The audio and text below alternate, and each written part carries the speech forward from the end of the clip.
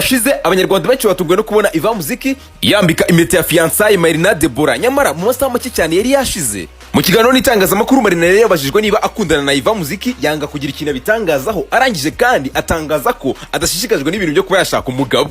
Ikintu nakubwira nuko ikibazo mbajije sinshaka kugisubiza, nta kintu kimwe ngiye amakuru muri make ndayakwimye. Ahubwo giye kintu nibaza, ubundi buriya mu bintu bigushishikaje umugabo arimo? Ibintu bigushishikaje umugabo arimo? Oya sheri, nshishikajwe n'iterambere ry'ubuzima bwanjye. Ibintu bigushishikaje umugabo arimo? Oya sheri, nshishikajwe n'iterambere ry'ubuzima bwanjye. Si Marina gusa kandi kuko na Ivan Muziki ubwo yarabajijwe niba bakundana yahakanye, avuga ko badakundana ari inshuti bisanzwe, ndetse abantu babakunda ndetse bifuza ko bahora baba couple, umunsi bazaba bakundana bazabibabwira. Bibaye bihari ntabwo twabibahisha. So ariko rero ko batore inshuti ntabyo. Nibiramuka bibaye tuzabibamenyesha. Umva nibiramuka biba tuzabibamenyesha. Nkigira haraka. Sibyo? Kigire mukobwa mwiza. Turi inshuti kandi za hafi cyane.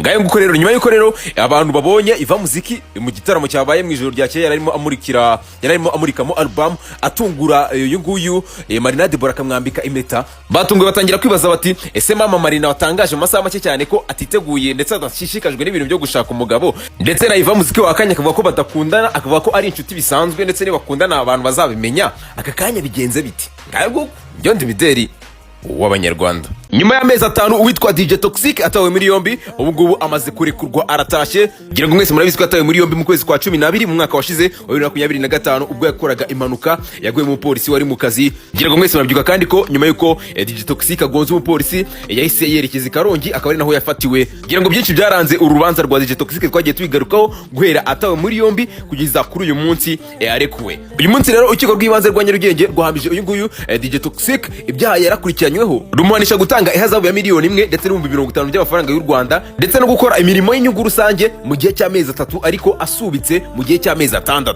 Urukiko rw'ibanze kandi rwa Nyarugenge rwahise rutegeka ko DJ Toxic ahitarekurwa icyemezo cy'urukiko rukimara gusomwa, bivuze ko ubu ngubu rero DJ Toxic yamaze kurekurwa. Ngaye nguko rero njyo ndimideri w'abanyarwanda. Diamolo iyi ni bare resto VIP ijyanye n'icyubahiro cyawe, ubusirimu Remera mu Giporoso.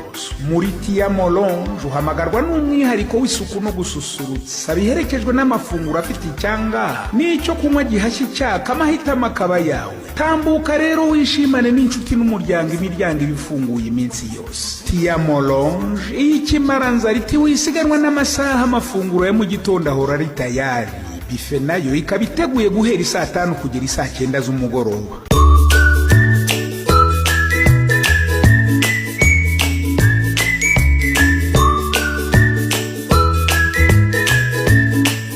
Oze ngo buragorobye ni muri Paradizo Nsansa, hahandi wicara utuje ibitekerezo bikisukiranye. Intyoza mu gukaraga umubyimba ndetse n'abavyiga namwe, karibuni ku mugoroba muri Night Club VIP ya Diamolo. Tuhakubura ukweto turuhura ubwonko nibucya twanzike ku murimo. Abatararonkera muri uru rugo ruhire mwisiganuza, ahubwo nimuhagere mwishirira amazeze bitiyise muvunyishe babategurire, nibinarimba babazanira amafunguro aho mushaka. Diamolo ni Remera mu Giporoso imbere ya gare, neza inyuma ya station Orix.